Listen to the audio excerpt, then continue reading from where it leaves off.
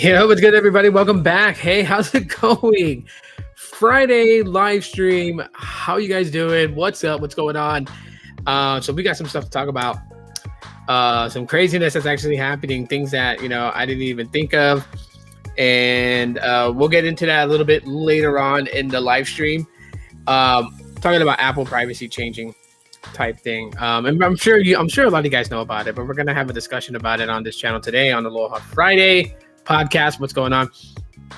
Pixel 5a late August release. We're going to talk about that here in a sec. I do want to kind of share that I had to clean up a lot of things. So the old channels that I had, the Ghost Shadow, Ghost Random, which was like vlogging, all those channels are deleted. They're gone. They're absolutely gone. They're out the way. They're bam. Reason for that, I just wanted to clean things up, right? So like a live stream here, I post videos on this channel. I've been posting gameplay stuff on this channel. So anyways, there's a clips channel where these live streams can be long. I understand that some people just want to get to like a specific topic and not the other topics that's being discussed. So I'm gonna break them up, and they'll usually come out about 3 days after this live stream did. Anyways, so link in the description to that channel. You guys want to subscribe to it. It's a new channel. It's not recycled or anything like that. Brand new channel. Link in the description. Please check it out. If you guys want to go to that just to get to references of my live streams, you can also do it that way too. So instead of having to skim through like an hour of the live stream, if I said it in a certain discussion segment, you can find that clip and just reference from there, kind of go forward. Yeah, so a bit of craziness. Pixel 5a, man, oh man, Pixel 5a. We've been waiting for this thing for a while. We've heard so many things about it. Some people are disappointed in it because it's bearing very similar characteristics to the Pixel 4a 5G. But now we got a leak talking about a late August release. So I think, if I'm not mistaken, they said August 21st or August 26th. Right around there is when the Pixel 5a is slated to be released. And it's pricing $450. That is insane, right? But then again, not if you really think about it. And so allow me to kind of just discuss that for y'all. So I know some people are going to be like thoroughly disappointed because the Pixel 4a launched at $349, so about $350 is what it launched at. And the previous year, the Pixel 3a launched at $399. So the very first one released, $400 basically. And then the second generation of the A series released at $350. Now this one is releasing at $450. So the highest priced of the A series devices, sort of. Okay. Now the reason why I'm not calculating the 4a 5G into the mix, because the 4a 5G, whether you agree or disagree with me, I'm just going to say it as it is. The 4a 5G was like the XL model to both the 4a and the 5, right? The Pixel 5 didn't have an XL model. And so the 4a 5G acted as an XL model to the 5, and the 4a didn't have an XL model. And so the 4a 5G acted as an XL model to the 4a. And it it had just about what the Pixel 5 had, minus the IP certification for water and dust resistance, and minus wireless charging, but brought a headphone jack and was made of polycarbonate, which is what the Pixel 4a characteristic has. The polycarbonate headphone jack, no water and dust resistance. So that's what I said. It was like the XL in between those, right? But it had the processor chip that the Pixel 5 had. It had the same camera sensors that the Pixel 5 had. So yeah, it was an XL to that. That's why I don't count that really into like the lineup of pricing.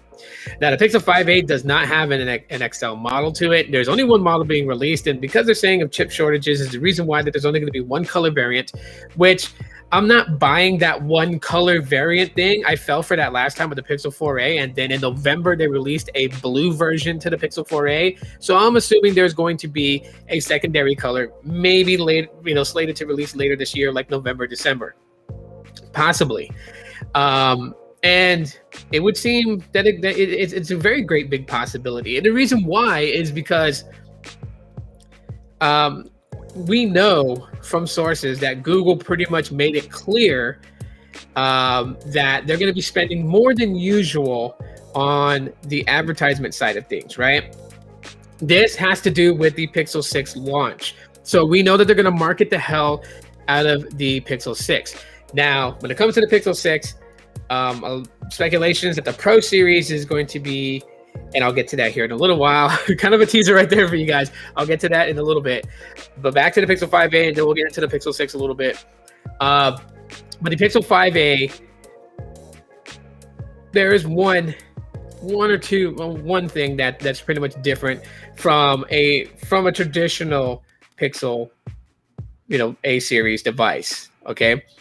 So specs for this thing is pretty much similar to the Pixel 4a 5G, except that it's going to have a 6.4-inch display. That's what the display size is going to be on it. It's going to be the polycarbonate build, so no wireless charging. It's going to have the headphone jack as the previous predecessors, so it's still maintaining the headphone jack for those people who still use wired earbud or headphone connections. It is having the same camera sensors that the previous Pixels have, with the ultra wide and the normal wide angle, along with the same selfie cam in the front. So not a lot is really changing from the 4a 5G to the 5a. Yeah. If you want to know the processor chips confirmed, Snapdragon 765G. So the same chip that is in the Pixel 5. So there's really not much that's really changed when it's come to the differences between 4a 5G and the 5a, except for one thing has changed, and that is the Pixel 5a will be IP67 water and dust resistant. So it's finally getting water and dust resistant rating. And the reason why I emphasize that it's water and dust resistant rating, I emphasize that again. Why is a water and dust resistant rating? Is for the simple fact is that previous Pixel A series devices did not get an IP certification. And all of it really is, when you hear about IP68 water and dust resistant, IP67 water and dust resistant, is just that when the phone is created and everything like that. So the Pixel 5a pretty much has things built up to be resistant to water to a certain degree. They send it to get it's like getting a stamp of approval, like, yes, this thing is able to be in water for this amount of time safely without any water damage to the device. This is the reason why when a lot of people were like getting phones way back in the day, maybe like 3-4 years ago, you started to see a trend where people were taking phones and they'd be like, okay, I have this phone and we're gonna find out if it can survive in water, and they would fill up like a Tupperware of water, and then they would put a timer on the phone and would stick it in the water. They would leave it there, and they'd be like 30 minutes later, they'll come back and check on it, see if the screen works, see if the audio works, and they would put it back in water, and they would leave it there for 6 hours and come back and check it, and then again, and stress testing it in water. And people were like, wait a minute, that device is not IP certified for water and dust resistance. How did it even survive 6 hours of being underwater? It is because it's not saying that it was meant to be water and dust resistant. It's very well built, and they didn't intend it to be that way, so they never sent it to get an IP certification stamped on it to say that it can. However, some devices can to a degree. But there's a whole lot different of like sticking a phone, submerging it in water for 6 hours versus having your phone in your pocket, diving in a pool, swimming with water currents moving harshly. There's a difference between still water and moving water. And that's where, you have to kind of like look at that. So, but the Pixel 5a will have water dust resistant certification, stamp of approval, IP67. So that's really what is different from the 4a 5G to the 5a. So it's kind of like, now this would be like the XL model to the 5, because the 5 is IP certified water dust resistant. But it retains the polycarbonate build, which the 5 has a metal build to it. The 5A won't, but the 5 does. And no wireless charging. So still no wireless charging on the A series, but it did step up just a little bit. And I feel like it stepped up just a little bit to kind of justify a $450 price tag. Now, some people may be kind of upset that it's $450, but if you look at the Pixel 4a 5G, that started out at $499. So basically $500 for the 4a 5G, and then $600 for the millimeter wave variant of the 4a 5G. So those are still higher priced than the 5A. So to be honest with everybody, my recommendation, if you have the Pixel 4a 5G, if water and dust resistance is absolutely important to you, then go ahead and upgrade to the 5A. But if it's not, you're not missing anything else because it's still using the same processor chip as the 4a 5G. It's about roughly about the same size with that 6.4-inch display. So I think it was like, I forgot the milliamps in the battery. It's like 4360 milliamps or 4630. I don't know why that's in my head. That's what I'm thinking, but I'm more than likely wrong. I totally forgot what the battery size is. But it is a decent. It's a decent sized battery. It's above 4,000 milliamps. But there's not drastic difference from going from the. What's up, Sneed? There's not a drastic difference going from the 4a 5G to the 5A. The only thing that you're getting with the 5A is water and dust resistance. Now, if you're on the Pixel 4a, then this would be a slight bump up because you're going from a smaller device and non-5G capable device as the Pixel 4a going to the 5A means that you get 5G connectivity, but it's still using the same processor as the 5, so more than likely the same modem. And you get water and dust resistance, which is something that none of the A series devices has had. So it is a slight bump from the 4A. And I think that's where the focus is with the 5A versus the 4A. They're not looking at it, comparing it to the 4A 5G. Even though we can compare it to the 4A 5G, Google's not looking at it in that perspective. They're looking at it from the 5A, from the 4A. And it seems like a slightly good marginal gap to say, okay, you know what, it's an upgrade. So you're paying $100 more from what you paid for the Pixel 4a for a larger display, water resistance, a much higher processor than the 730, dual camera setup on the back, so you're getting the normal wide angle and then the ultra wide angle. That's the Pixel 5a, slated for I think August 21st or 26th, one of the two dates, as an announcement, possibly, maybe pre-order, maybe be available beginning of September, which is right around the time that our end of year mega phones start coming out and start doing battle, because we got Samsung doing their thing this month, and then we got Apple in September, and late September, beginning of October is the Google event.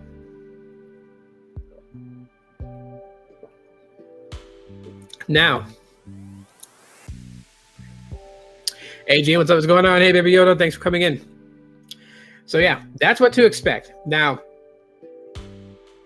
again, $450 for the Pixel 5a. That's crazy. But I'm not disappointed. If you guys want to know what my feelings are about the Pixel 5a being $450, I'm not disappointed.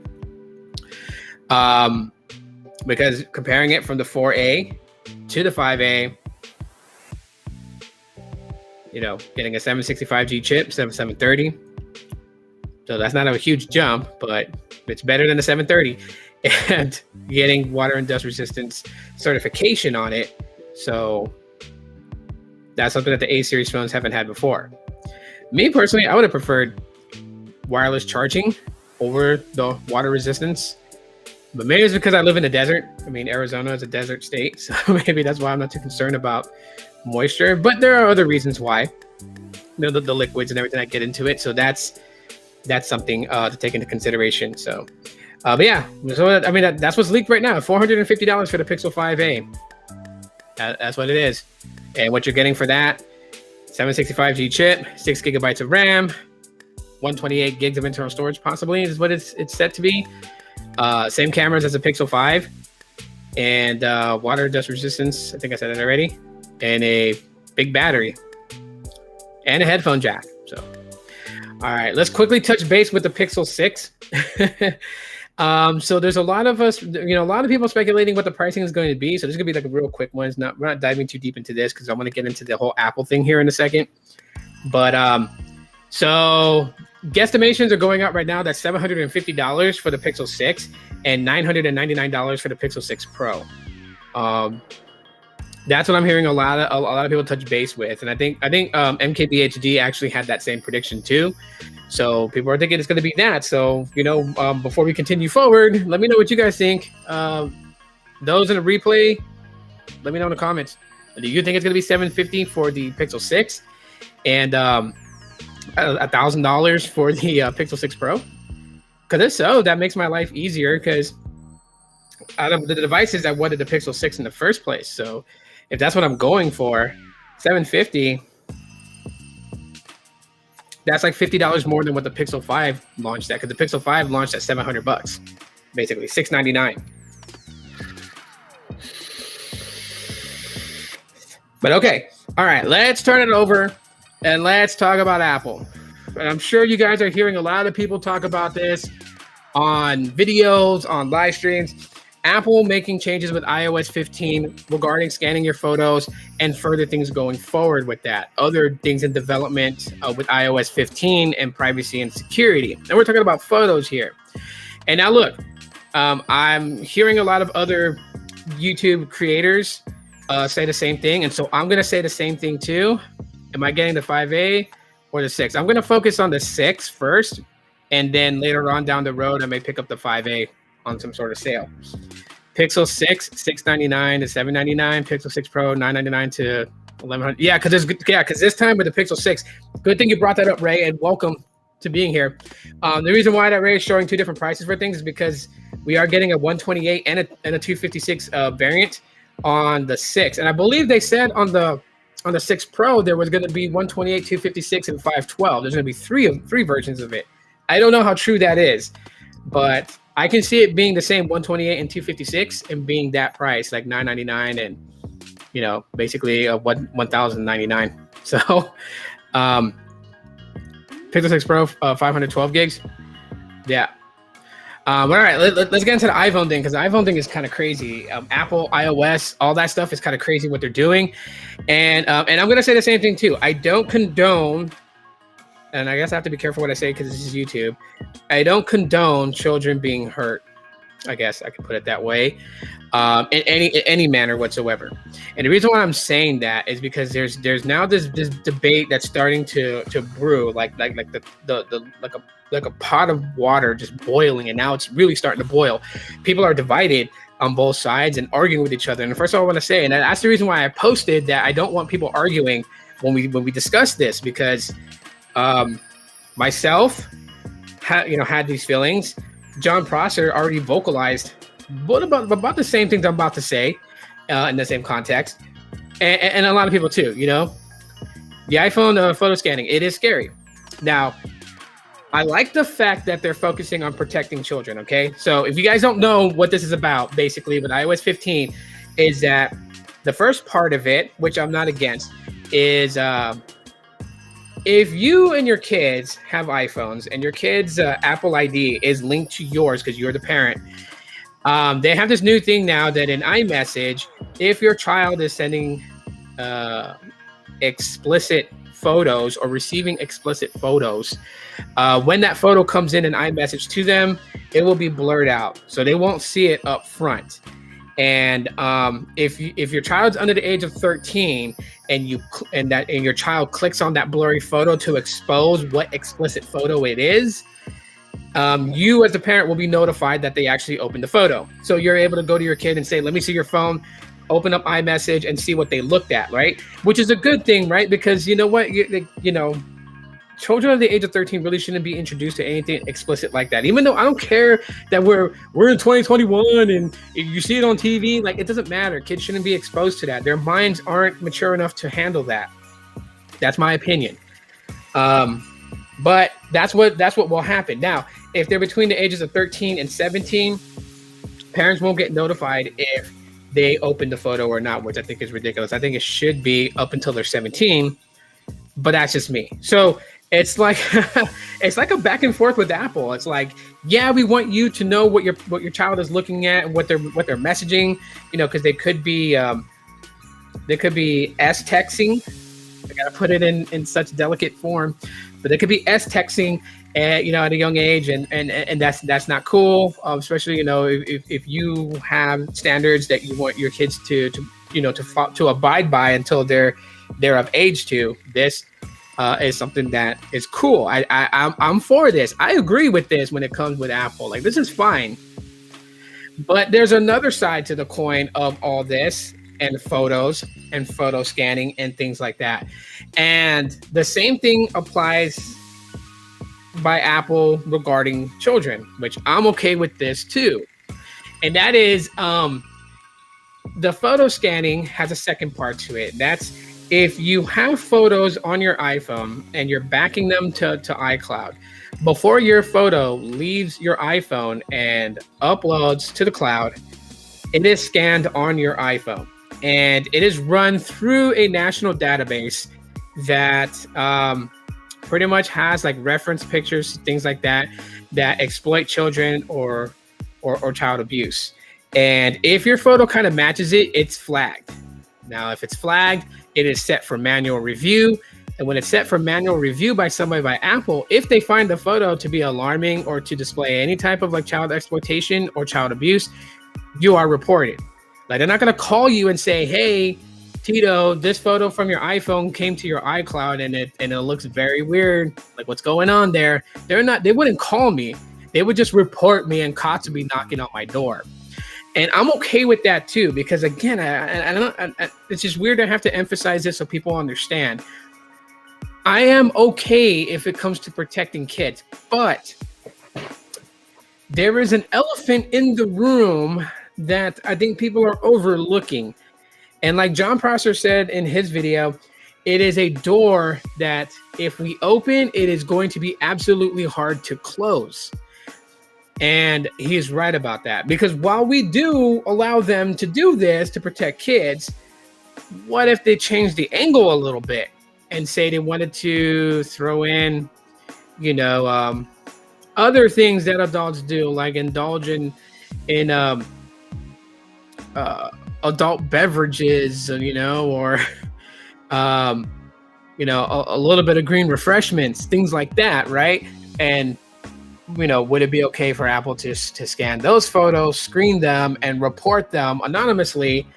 And that's the part I think people are talking about. Okay, now Apple's defeating its own foundation based on privacy, and there's gonna be people who are like love iPhone and Apple so much that they're gonna go and they're gonna say Apple would never do that. And I'd like to think that way too, but I'm gonna ask anyone that decides to defend Apple on this and say specifically like they would never do it. I'd love to take you on a bet that extends 10 years. And in this bet, you're gonna bet all your phones and $10,000 on the line. I'm not gonna put anything in, and I know that sounds like a pretty messed up move there, but it's because I'm looking at it from a different perspective. While people are gonna be so quick to say that that Apple would never do it, you can't put it past tech. You can't put your trust in big tech companies like that, And if people are gonna try to divert it and put the spotlight on Google, well, Google does it, but Google's been open about doing it. They've been open about them using your photos and collecting your info to develop the most personalized ad experience, because Google is invested in ambient computing. They've always been invested in ambient computing, and that's really one of the main things that's hard for them to market Pixel phones, because Pixel phones is not all up in your face. When you look at Pixel and every advertisement that Pixel has, it's always let Pixel do it for you. Pixel can handle it. Google can handle it, because they're always pushing, Google Assistant. The reason they're pushing Google Assistant because of ambient computing. That's the reason why. That's always been the reason why. If anyone hasn't touched base with that, that is the reason why. They are heavily invested in artificial intelligence and machine learning. That's the reason why the chip is named Tensor, right? Because what is a step above above Matrix? Above Matrix is Tensor. It's about machine learning, AI, artificial intelligence, right? And Apple has their own machine learning, right? You look at the A Bionic chips. It has a neural core, right? So it's not like Apple's out of that game, but Google has always been upfront about it. That's the reason why that so many people trash Google and say, "Hey, Google, they use my information and I don't want them to.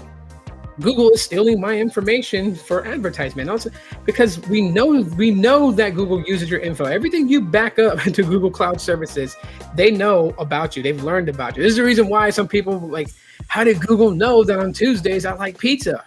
Well, if you're always ordering it, if you're using, Project Duplex, which is letting the assistant place orders for you or set up reservations for you. If you're using Duplex and you're having Duplex always reserve you a table at your favorite Italian restaurant, or you're always having it order you a pepperoni pizza from Domino's, then it knows that Tuesdays is pizza day for you. Google remembers it. Apple, on the other hand, has always been about privacy. This is why people toss it out there that Apple's the best for privacy. They won't give your data even to the FBI or to any other government organization. But that's about to change. That's absolutely about to change. And even if it's for a great reason, a good cause, and one that I support, which is protecting kids, it's still defeating your privacy. Because then people are going to argue, which is happening. There's a lot of arguments happening on Twitter, and people are going to get mad at other people and say, if you don't support this, then you support, child abuse or all this other stuff, right?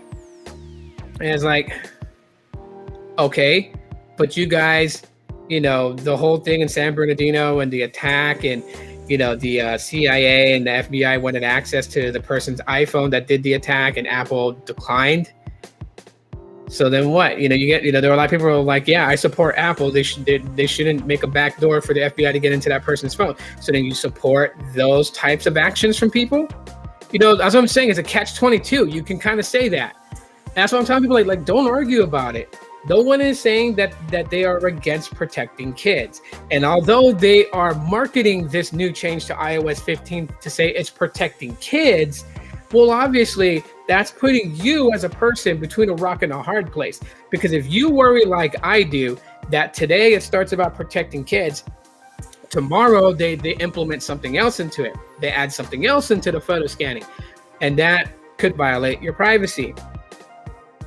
And if it does, if you say something, you're a bad guy because you don't support protecting kids and all sorts of stuff. So I'm not saying that Apple is using protecting children as a shield to allow them to invade people's privacies. The intentions behind it is good and probably noble and true. However, it is opening a door that, people's perceptions, especially the way that our reality is changing on a day-to-day basis. We used to think a certain way and hold ourselves to a certain standards, and now it's become okay to act a certain way and to completely give up values and things like that. Means that today we may say, okay, this is fine, but anything else is invasion of privacy. And then that goalpost could be continuously moved back to allow for more things to be implemented in until eventually you don't have privacy. And that's what they're talking about a door opening that is going to be really hard to close. Because government are master manipulators of moving goalposts further and further and further back. They do it for their own personal agenda. They do it for their own pockets, And this right here would be, a PA's dream come true. Because if another event, heaven forbid, but if another event happened and the person who did it had all their plans drawn out on an iPhone and, legal authorities came after Apple and said, hey, get us into this phone. There's evidence in here that we need.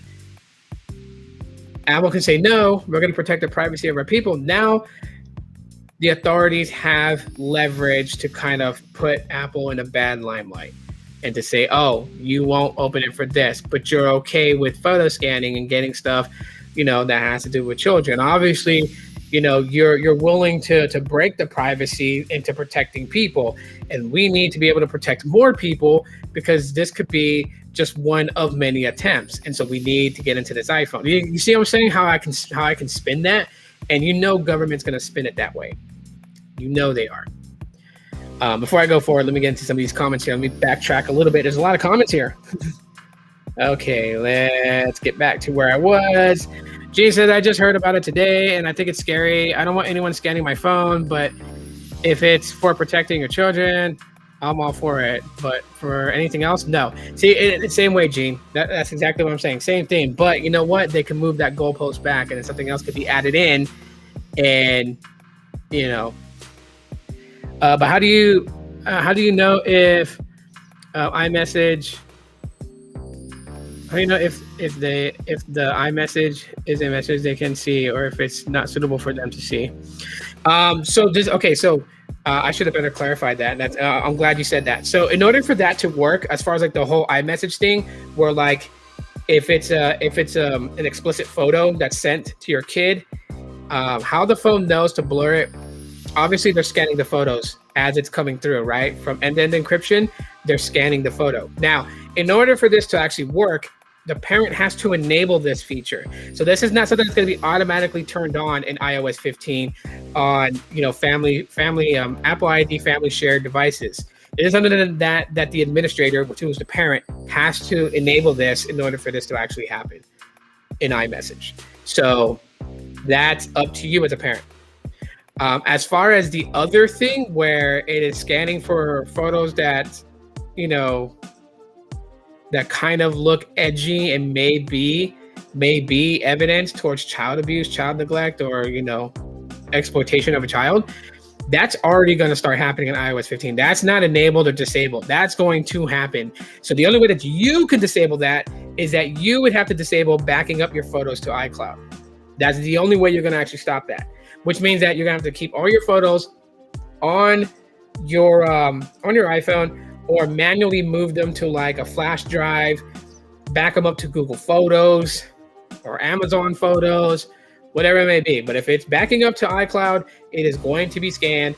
And if things look sketchy, they'll send it to an actual physical person to manually review it. And if that person thinks you're breaking the law, they are going to report you. Do they need to have all their iMessages checked, no matter if they're suitable to read or not? No. Just photos that are scanned. So like iMessage, iPhone to iPhone, end-to-end encryption, right? Just think of it like like a beam connected between two phones, protected by like a force field that stops things from getting in there and seeing what's being sent from one phone to another. However, between both phones, there is a filter. That's the scanner. And as the message is coming to the other person's phone on iOS, that photo is scanned automatically. Now, a human body part is easy to distinguish.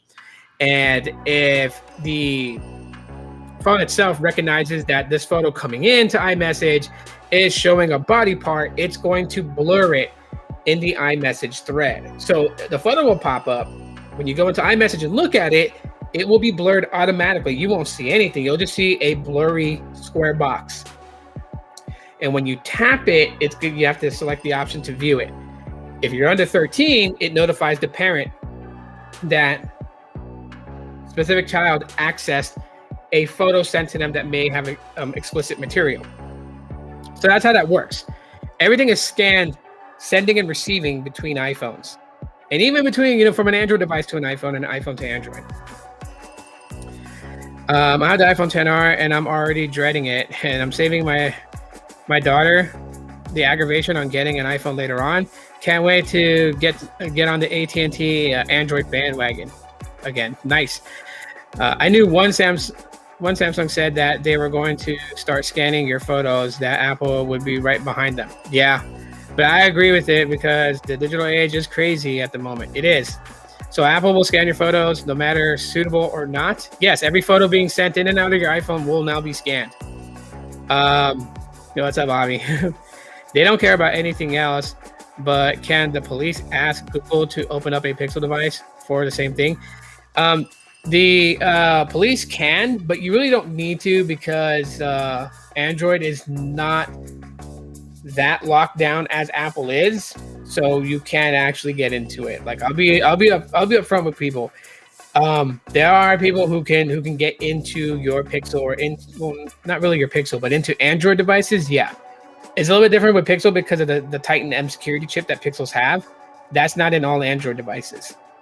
So like an LG device, a Motorola device, Lenovo, Xiaomi, all those, like, yeah, you can get into it. You can backdoor them, and you can backdoor a Pixel too, but it's a little bit more trickier because of that Titan M. So that's being straight out. So I mean, it's it's not a good look. It's not a good look for Apple at this point right now, because we're at the dawn of things changing where privacy is something they're not concerned that we have anymore. And again, I don't support anything negatively done to a child. So those things that protect children, I'm for it. I'm okay with it.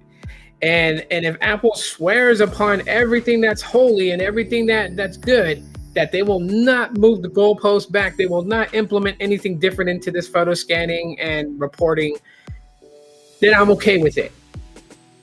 If they were to give us some sort of like contract, every person who has an iCloud account gets a contract from Apple that they specifically claim they will not make any changes to this new system they're putting into iOS 15, and they will not use it in any other way or attack any other of our rights, then I would be okay with it. And if they broke protocol, we can sue them and get millions. Then yeah, if they put that down on paper, I would be okay with it. I would, because there are some people that human traffickers send messages and they use iPhones. I'm not saying that that Apple's involved in it. I'm just saying that because Apple is touted to have really security, secure and privacy, that a lot of people that's doing illegal stuff tend to use Apple phones for that protection. They don't want people seeing what they're sending. They don't want people seeing the transactions they send through messages to be able to coordinate and do their dirty business. You know what I mean? And yes, photos of kids who are trafficked are sent through iMessage because end-to-end encryption. And obviously that is one of the big things. I don't know if you guys remembered last year, my sister and I did talk about it a few times, because in Hawaii, there's a big problem with missing children and human trafficking and child trafficking in Hawaii. This is a business that is growing bigger and bigger and bigger, and it's become a huge problem in the US. And so I can see why Apple's getting on the bandwagon to try and put a stop to it by doing things like this, implementing these types of checkpoints on the digital world. Really can, does help. It does help. And I support that. But I'm not looking at that as just the main point. I'm like 8 steps back, and I'm looking at the overall picture as to like what can happen with something like this. That's how I'm looking at it. So what do you guys think as far as the whole privacy thing with Apple? Like, let me know what your guys' thoughts are, because some of you guys have commented and had said, you guys would be okay with it as far as protecting kids, but you guys don't want them prying into anything else. But how do we know that they're not prying into anything else? That's the other question there. How do we know that they're not, you may have been hanging out with your friend that you haven't seen in 5-6 years. Maybe you don't enjoy the herbal refreshments like you used to, but maybe for old time's sakes, with your best friend, you decided to indulge in adult beverages, and that includes some herbal refreshments. And let's just say, to make sure you have the moment, y'all took a selfie. How do we not know that Apple had implemented some sort of change that when you back that up to the iCloud, that they are to look at it and report it?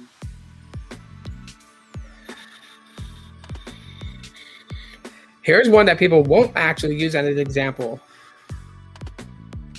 What if you recorded a video to export to a laptop to make a vlog and say, because today there is battle between the ones who got jabbed and the ones who refused to get jabbed. And say in your video that you recorded with your iPhone that you openly talked about your concerns about getting jabbed and how you don't want to do it. And you made a vlog video, you exported that file to another source to edit and upload, but you still have the raw file still on your iPhone, and that backs up to iCloud.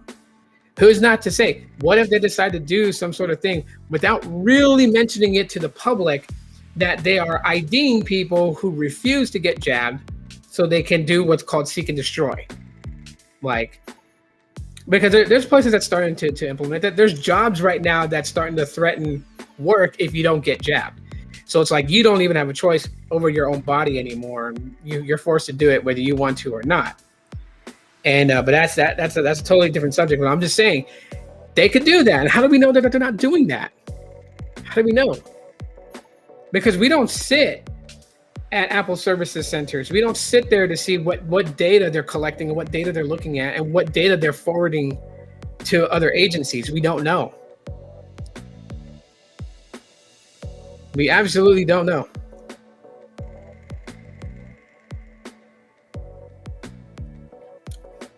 I mean, Apple's going to get a lot of complaints, yes, but they're not concerned about it because, and here's the kicker.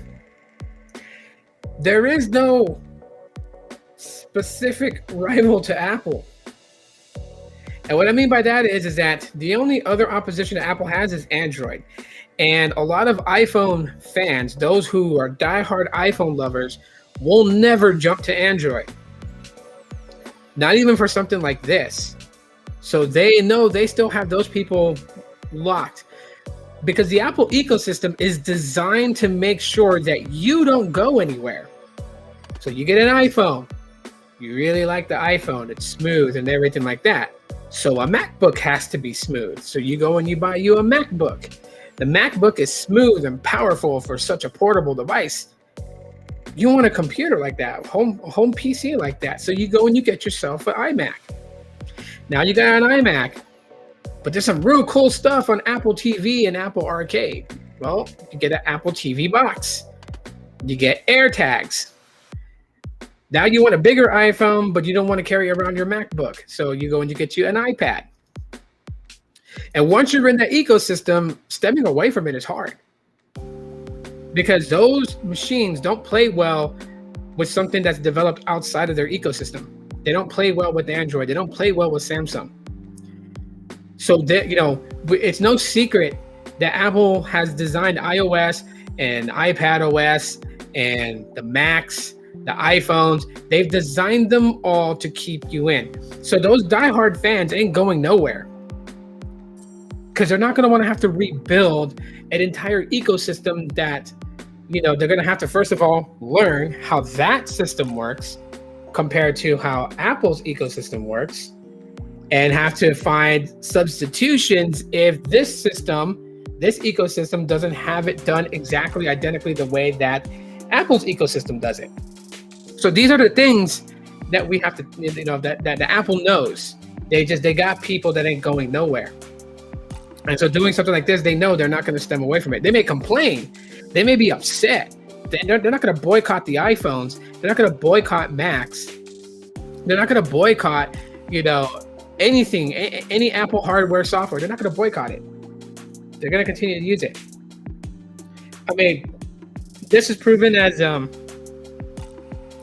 know if you guys remember when the iPhone 4 came out and all that big issues happened with it. And even when the iPhone 5 came out and the issues that happened with that, and they literally put the blame on consumers. You're not using your iPhone right. That's why you're having problems with this and problems with that. Not really realizing that, iOS 6 and iOS 7 was a bit buggy and everything like that. They just turned it all on the consumers.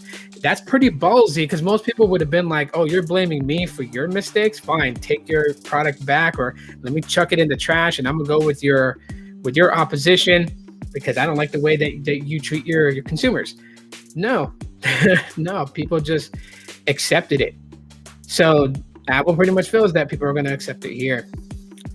Maverick, what's up, man? Thanks for coming in. You say if you're connected to the net, World Wide Web, online, etc., you have literally given up your privacy. Yeah, I know that. All devices have software that you've given permissions to when using them and activating, right? But we're not disputing the fact that, you know, the Webernet is nothing sacred, because I've said that for years. Nothing sacred here on the internet.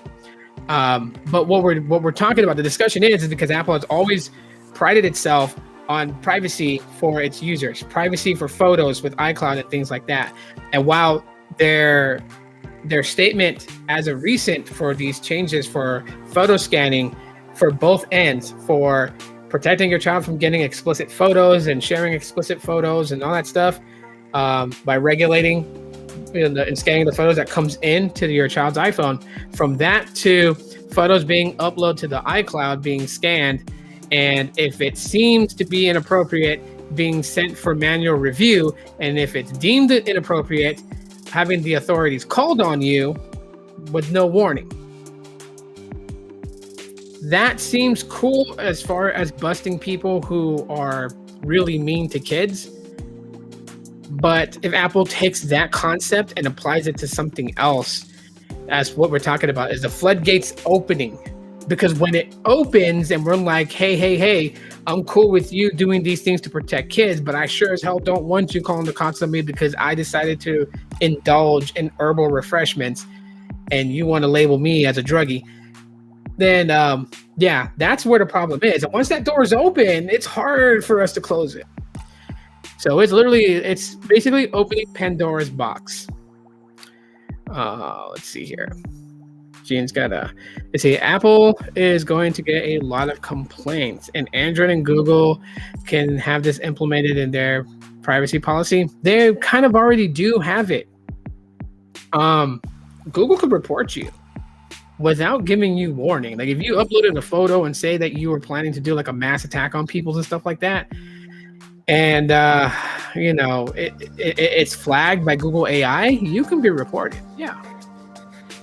Also, Google can have all Android devices, even if it's not a Pixel device, to scan photos for the same thing Apple is planning to do. Yeah, they can. They might even do it. I mean, it's not too far away to say that you know, on Android side it does things that Apple does, that Samsung does. So this could be something that's you know, fairly new coming in. I mean, we're on the dawn of so much changes, whereas as your civil rights can be easily violated and no one cares, and that your privacy actually doesn't matter anymore, that you're not allowed to have privacy. I mean, one of the things that takes away your privacy also, you know, is your freedom to freely speak. And you know, when you are silenced, when you're muzzled, you can't speak. You can't tell when your privacy is being invaded. Who are you gonna tell? Ghostbusters? So that is the point of today's live stream that I really wanted to talk about. Really just kind of wanted to implement it, you know, to really kind of talk about that. G-Boy A88, thanks for coming in, man. I'm going to be closing out here soon. My kids are going to be coming home from school, so I got to go make sure that they're ready and steady. But, you know, just check the replay out, because this one is actually a doozy. This one I really want a lot of people to hear. I really want people to really just kind of think about this. These changes that Apple's doing, you know, because I don't care if Google does the same thing. If it's to protect kids, that's fine. But we're going to look at the overall big picture here. And is that where it becomes okay? Let's have a discussion, you know. Like Google can contact the OEM and say this person has a photo on their phone. No, Google would just contact the authorities themselves. They wouldn't go to the OEM for anything. They wouldn't. There's no need to go to not LG, but there's no need to go to Samsung or Motorola or Xiaomi and say, hey, you guys need to call. No, Google would just contact the authorities. They can just hand over your information to the FBI, you know, if they wanted to. But it's not to say that Google's doing that. But who is about to do that is Apple. And that's why I'm focusing on Apple, because they are the ones that's implementing this into iOS 15. You know, Google's been monitoring people for years. And although people really love to complain about Google and, hey, you guys are using my photos to tailor fit, add things to me, I don't want you guys to do that. People still go and use Google. It's the same thing like, when Forbes talked about that, iOS users should delete Gmail, because of this, and this. And people were like, oh my gosh, yeah, I'm going to delete Gmail because it's insecure. Well, delete your Google account too while you're at it, because it's all tied to Google. You can't sit there and like, I deleted Gmail on an iPhone because it's bad. It's invasive to my privacy. It's invasive to this and that. But you have an Android phone signed into your Google account. It's happening there. Like, your info's already been ciphered. I mean, your straw man is your social security number. The government knows who you are. Unless you live off the grid. Apple has an ecosystem that personifies, they own all property rights to your information. It's closed, and they dictate what and what not. No customization. Yes, that is true. That is absolutely true.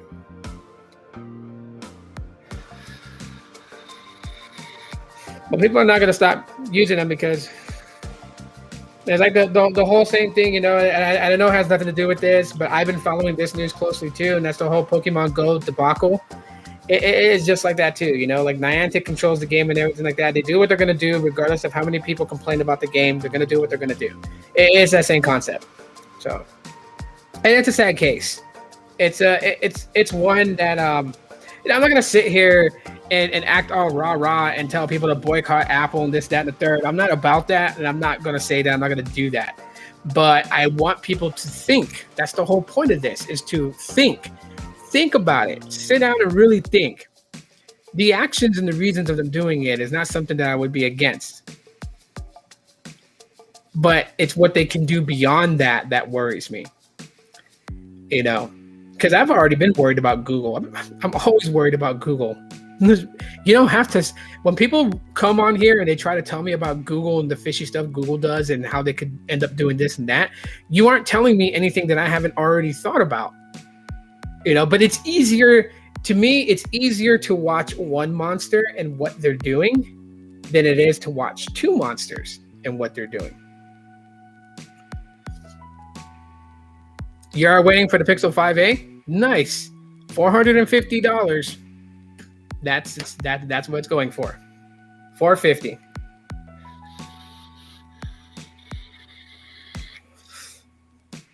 Now, don't worry about it, coffee. Always catch the replay if you want to hear what's up with the Pixel 5a and with what's going on with Apple. And also, like I said, I cleared out my old channels. So like the gaming channel, the vlog channel, those have been deleted. Like, I haven't recycled those channels. Those are deleted, and I rebuilt a fresh channel. And in about a day or two, this live stream is going to be cut into 2 clips, and those clips are going to be uploaded to that channel. So you can get straight to the story instead of having to listen through the whole thing. So link in the description to that channel and subscribe to it. You guys won't miss it. 5A 90 hertz. I haven't heard anything about it having a 90 hertz refresh. It's pretty much similar to the 4A 5G. Only the 4A 5G had 90 hertz, so I don't think it's going to get it either. The only major change I've seen with the 5A is that it is IP67 water and dust. Yeah, 450 is not bad. So like I said, when I was talking about the Pixel 5a, I wasn't disappointed in the 450 price. It's only $100 more from the Pixel 4a. I'm comparing the 5a to the 4a, and what you're getting in a upgrade from that. The 4a 5G has acted as an XL model for both the 4a and the 5, so I'm not including that in the mix whatsoever. But from a 4a to a 5, that is not a drastic jump, but it is a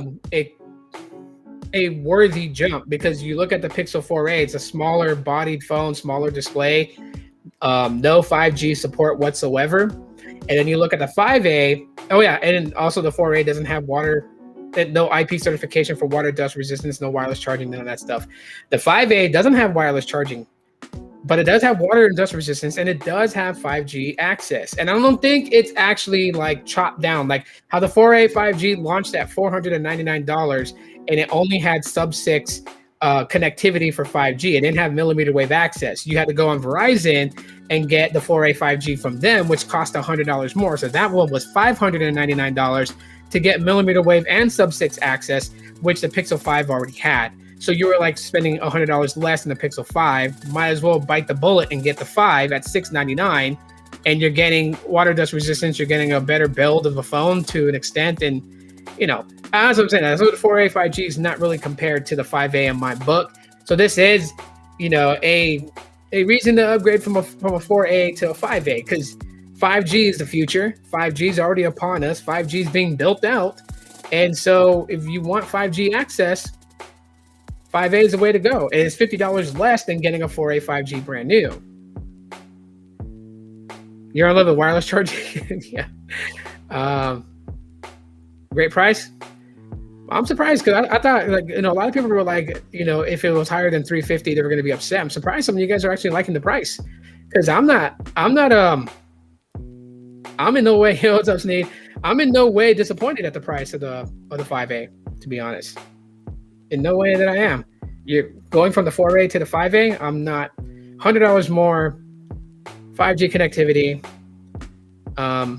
headphone jack, IP67 water and dust resistance. Why not? You know. So yeah, 5A is actually pretty solid. So Tensor for all by next year. Yeah. The TensorFlow, which is because like I said, Google is heavily invested in ambient computing. That is their main push. Being able to interact with your phone without always having to have your phone in hand. Letting your phone do the work for you, right? So you think about things such as I'm getting a Facebook message, but you know, thinking of such things as like screen calling and hold for you and all that. If you think about, like, you know, the photos that you take, you know, Google AI cleans all that up for you automatically, right? That's what makes the Pixel cameras and the photos with sorry about that, guys, but that's what makes the photos with the Google Pixel so great, right? It's like AI, machine learning, TensorFlow. That's the name of their machine learning system, and that's what makes a photo so great. That's what corrects all the imperfections. That's what could take a blurry face and make it clear. All that ambient computing. That is what Google's heavily invested in.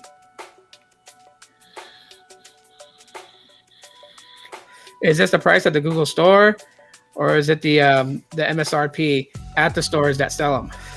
So this device is only going to, first of all, I didn't even say this in the beginning, so good thing you guys brought the Pixel 5a back up. So the Pixel 5a will only be available in Japan and US, according to sources. They will only be available here in the United States and in Japan, and they will only be available to buy at the Google store, online, or at their physical Google store. And it's going to be offered on Google Fi. So it's not going to T-Mobile, it's not going to AT&T for sale, it's not going to Verizon for sale. Strictly just with Google, as they're stating that there's only a 5A and not a 5A XL because chip shortages and such. So there's only one color variation, and like I said at the beginning of this live stream, I don't buy that. Google, and I'm going to say this to Google, so I'm not saying it to you guys, I'm just saying it to Google, but Google, you're not fooling me. You're telling me there's only the black variant that's coming out this August, and then they're going to put out another color variant in November like you did the 4A. I'm not buying it. I don't have stupid tattooed on my forehead. So I am predicting there's a second color option coming later on this year, because Google has pulled out more money to invest in marketing. They're going to market the crap out of the Pixel 6 and the 6 Pro. They've already said they're allocating a huge chunk of money for that, and Alphabet Inc. and the big ups on Google have approved that. So we're going to see a lot of ad campaigns for the Pixel 6.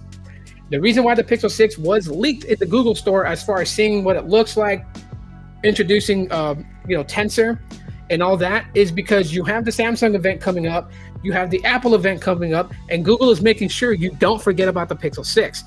They went all in on the Pixel 6 and 6 Pro. They went all in on it. You've asked, and I'm not saying like you guys in general, but like everybody that's talked about Pixels, you've asked for it to be finally that device that is going to contend and be pushed. Google listened, Google delivered, it's happening. And so now we know that there will be ads. And I think they've already been, if you guys think about it, they've already been testing how advertisement as far as marketing on TV commercials and stuff like that go, because there's been TV commercials for the Pixel 4a 5G. It was on Netflix when you watch Netflix and you have ads run. In Hulu, ads run. I've seen it there. I've seen it on Amazon Prime. I've seen it on Peacock. I've seen it on just about any media streaming service. I've seen ads for the Pixel 4a 5G. But when I plugged rabbit ear antennas into my TV to get those well, they're not really analog anymore. They've been converted kind of digital. So you need one of those newer rabbit ears that picks up digital frequencies. I've watched basic over-the-air television and seen Pixel 4a 5G advertisement on those channels, those networks. So yeah, they are really, really, really putting in on advertisement. And now that they've done it, they've played around with it, they've made it. Even when they were advertising Night Sight back when the Pixel 3, I think it was the 3A, when that was coming out, they advertised Night Sight, and they did an ad billboard campaign that literally went after the iPhone, talking about this photo was shot with the Pixel 3A in Night Sight, and this photo was shot this phone was shot with phone X. They didn't put iPhone X, but they put phone X, but literally they're going after the iPhone 10. So I mean, those are the things that yeah. By the way, shouts out to my babe. Today is her first day at her new job as the evening supervisor. So she was a bit nervous. She's left her old company completely. So now, she's at work. Can't talk to her while she's at work. She's gonna be super busy, basically running the store that she works at, and it's a far bigger store than what she was running downtown at the ASU campus. So we're talking about like your like your Walmart or Safeway type supermarket stores. She's running one. Won't say what, but she's running at one, and yeah. But yeah, I think I said all I had to say about that. If you guys missed the whole thing about the whole Apple thing, you guys can check that out in the replay if you guys want to, or in a few days I'll have that clip put on the Clips channel. If you guys want to subscribe to the Clips channel so you guys can get to those clips, link into the description. And yeah, it's like I said, it's a whole channel. It's not a recycled channel. It's a whole new channel built. I've scrapped all the other channels and completely deleted them. All those videos and stuff I did are gone. There's just my main channel, and there's the Clips channel where I can put stuff like this up. So it makes it easy for people who just don't want to sit through my live stream. So I'm totally okay with that. Look at these last couple of comments here, and then I'm gonna call it a day. Let's see. When I get my first Pixel, I'll skip 5A and focus on the 6 and 6 Pro. I've never had a pure Google device, so I'm aiming flagship status all the way. Nice, Mav. And hopefully you enjoy it. But you know what? We got Team Pixel guys here too. We got Sneed that's here. He's Team Pixel, man. So you guys got to get ready, because he's definitely going to get his. And he is someone that I trust, that I am going to listen to what he has to say. Who else is part of Team Pixel? Latrell's part of Team Pixel, and he's going to be doing his stuff too. And then CV Tech is part of Team Pixel. And these are people that I know that are part of Team Pixel. Tony Pazzo from Positive Tech. He's also part of Team Pixel, but it's not, yeah, they're going to get it. Just like I'm pretty sure they're going to get the Pixel 5a.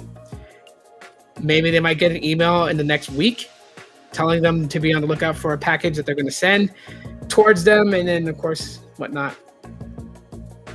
And yeah, to the Team Pixel people, man, y'all need to punch my card already, dude. This is getting ridiculous. I've been waiting for so long. But no, I'll continue to kind of be that guy behind the crowd who's like this, waving like, "Hey guys, right here." This. You remember back in the day when you're trying to get your teacher's attention, and you'd be like this, and after raising your hand for so long, you just kind of hold your own arm up while you're flanking it all back and forth. Yeah, that's me, Team Pixel. I'm back there. I'm still back there. But like I said, if I don't ever get pulled to Team Pixel, I'm going for the Pixel 6, and maybe a little bit after it comes out and all the other people have posted their reviews of it and stuff like that. But I'll eventually get one and put my video out of my perception of the Pixel 6. And I'm going for the 6, not the 6 Pro. Yeah, so that's where it's at. Anyways, thank you guys so much for joining in and hanging out with me today. Yeah, I really appreciate y'all for being here. Y'all are amazing. Share this around because I do want people to kind of think about the whole subject that we talked about with the Apple privacy. Please share it out there to your social platform. Share it everywhere. Share it on Reddit. Share it on Twitter. I don't care. Share it everywhere. And I think we need to have more discussions, and people need to think more about what they're going to allow Apple to do. Don't just look at it from their mission, which is to protect kids, because I am for that. I agree with that. I'm a father. I have daughters. I have sons. I do like to keep them protected. But the bigger picture is how much more invasive can they become, and what guarantees that they won't do it and only keep it specifically to protecting kids. And that's the question.